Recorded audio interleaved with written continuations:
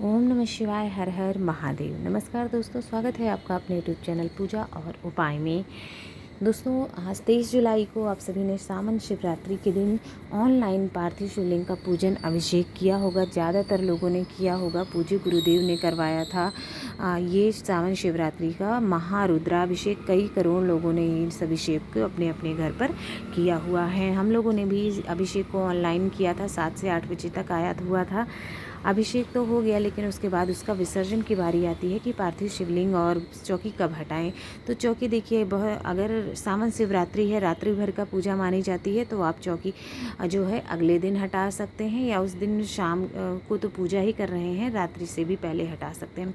नहीं तो आप अगले दिन चौकी हटाएं, क्योंकि रात्रि को पूजा आप कर रहे हैं तो अति उत्तम माना जाता है। पार्थिव शिवलिंग की रही बात कि पार्थिव शिवलिंग कब विसर्जित करें, तो देखिए, पार्थिव शिवलिंग अगर खंडित तो हो जाता है, आप चाहें तो उसी दिन विसर्जन कर सकते हैं, लेकिन अगर रात्रि में आपको भजन करना है, जागरण करना है इत्यादि, तो आप अगले दिन सुबह उसका विसर्जन करें है। तो सबसे पहले तो देखिए, जो भी यहाँ पर आपने फूल और पत्तियाँ वगैरह जो होती हैं, वो सब चीज़ें हमको जो है अलग कर देनी है। इस तरह से देखिए, और भोग प्रसाद जो है वो अलग करना है। सबसे पहले तो जो आपने चढ़ाया, क्या सब कुछ विसर्जित कर देना है? तो नहीं। देखिए, अगर आपको गेहूं के दाने मिल जाते हैं, ये देखिए इस प्रकार से, और कमल गट्टा मिल जाता है, तो ये 2 चीज़ें आपको निकाल के रख देनी है। एक एक, बहुत ज़्यादा नहीं, सारा नहीं, सिर्फ 1-2 मिल जाता है तो वो रख लीजिए। अगर नहीं मिलता है तो आप कोई भी चीज़, जैसे कि गेहूं का दाना नहीं मिल पाता, तब कमल गट्टा रख लीजिए, या एक काली मिर्च उठा लीजिए, एक बेलपत्र उठा लीजिए। कोई भी चीज़ मतलब आपको उठा के रखनी है, उसे आप किसी लाल या पीले कपड़े में अपनी तिजोरी में रख दीजिए। इससे भोले बाबा जो भी आपके घर के कष्ट हैं, परेशानियां हैं, उसे अपने ऊपर ले लेते हैं। ठीक है, तो ये थोड़ा सा ये उपाय है एक तरह का। विसर्जन करने से पहले ये ज़रूर कर लीजिएगा। कोई भी एक सामग्री छोटी सी आप निकाल लीजिएगा। गेहूँ का दाना में निकाल पाएँ तो बहुत अच्छा है।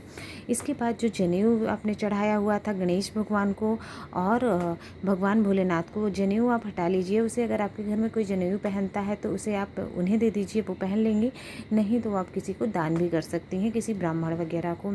इसके बाद आपने जो देखिए भोग और प्रसाद चढ़ाया हुआ होता है, अगर आपने उसे शिवलिंग को टच कराया है, जो भी प्रसाद है, मिठाई है, इस तरह से ये सारी चीज़ें, तो ये आपको जो है स्वयं ग्रहण नहीं करना है, ना परिवार के सदस्यों में किसी को भी खाने के लिए नहीं देना है।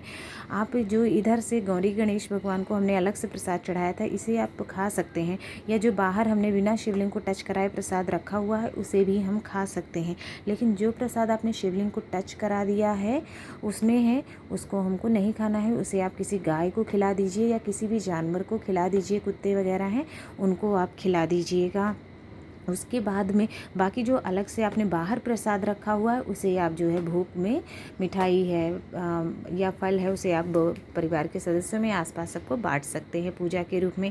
इसके बाद जो जल वगैरह बचता है, जो आपने किया है, फूल पत्ती जल, ये सब चीज़ें आप किसी बरगद के पेड़ के नीचे, या पीपल के पेड़ के नीचे, या जो क्या बेलपत्र के पेड़ के नीचे आप डाल सकते हैं। नहीं तो आप अपने घर के गमले में भी डाल सकते हैं, या किसी नदी में भी विसर्जन कर सकते हैं। लेकिन देखिए, नदी वगैरह में धतूरे और फूल पत्तियाँ ये सब डालना उतना अच्छा नहीं माना जाता, तो बेहतर होगा कि आप किसी पेड़ के नीचे साफ स्थान पर उसे डाल दीजिएगा, उस जल को, जो भी आपने करवाया हुआ है स्नान। और नहीं तो आप अपने गमले में डाल दें, वो सबसे अच्छा है।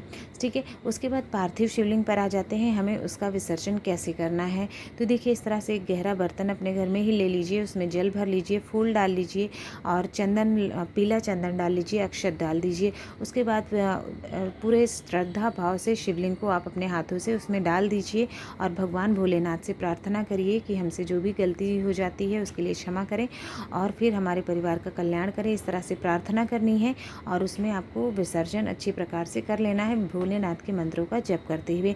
थोड़ी 10-15 मिनट के बाद, जैसे अगर टाइट है, नहीं गल रहा है, तो आप थोड़ा सा उसे उंगलियों से मसल के भी उसको गला सकते हैं, अदरवाइज़ वो खुद ही गल जाएगी मिट्टी में घुलकर। फिर आप उसे अपने गमले में भी डाल सकती हैं।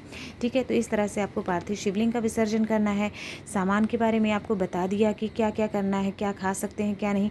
बाकी ये पत्तियाँ, फूल पत्ती, जितनी भी चीज़ें आपने हैं अंदर, वो सारा आपको एक साथ ही विसर्जन कर देना है। जल विसर्जन कर दें या भूमि विसर्जन कर दें, सुपारी वगैरह सब आपको, जो भी आपने गौरी गणेश बनाया था, सब कुछ। अलग से जो फल प्रसाद में रखे थे वो आप खा सकते हैं, अदरवाइज़ सबका आपको इस प्रकार से विसर्जन कर देना है।